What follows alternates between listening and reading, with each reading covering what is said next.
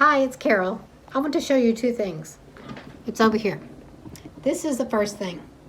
This is called a prop it. It's a little design board for your blocks, and it has a little built-in easel.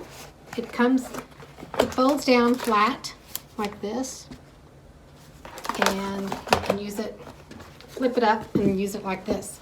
Let me show you something that's really great about this. I don't know what this fabric is on here, but I'll just throw some of these up here and watch. Look at that. I can shake them and they'll come off, but they just stick up there really well. So I'm going to put a block up here, and then I'm going to show you how to chain piece a block together. So you have your this little prop it thing propped up next to your sewing machine. And what we're going to do is take these two pieces and stitch them together. And we're not going to stop. We're going to leave the threads together and go and do this one. And do this one. And do this one.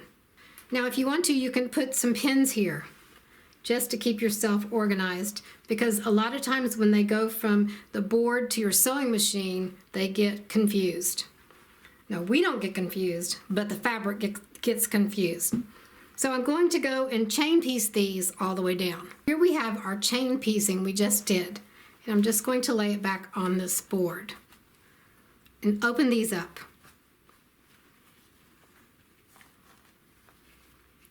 Now we're going to take this next one and flip it over and line up the edges. Now take this to the machine and we're going to chain stitch all these together. And here are the 3 columns put together. We're going to open these up, and then we're going to flip these over this side. And the pin.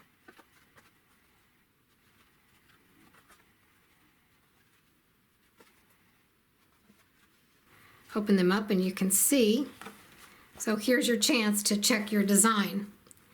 At this point now, we're going to flip this over and sew these two together, What you can do, sometimes what I do is I just don't press at all, and I'll take the seams and I'll just go one side or the other. So these would all go this way and the bottom would all go that way. So all of these would be flipped over like this, and then I'd interlock the seams and sew across. You could take this to the ironing board, turn it over. I'm going to turn it over and show you. I wouldn't press from this side. You could take one of these rows and press this way, and this one press that way, and that way, and that way. So you alternate the pressing. That way your seams will interlock if you do that.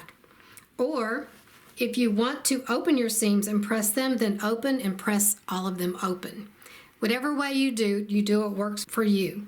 And now I'm going to sew. I'm going to pick this one up, and I'm going to use my method where I just fold it over and stitch it, and then I press it afterwards.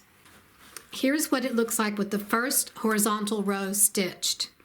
And next I'll flip this over and stitch this row. Then when that's done, I'll flip this over and stitch this row. This is the back side, and I haven't pressed it yet, but you can see all these seams will be pressed this way, and all these this way, and alternating.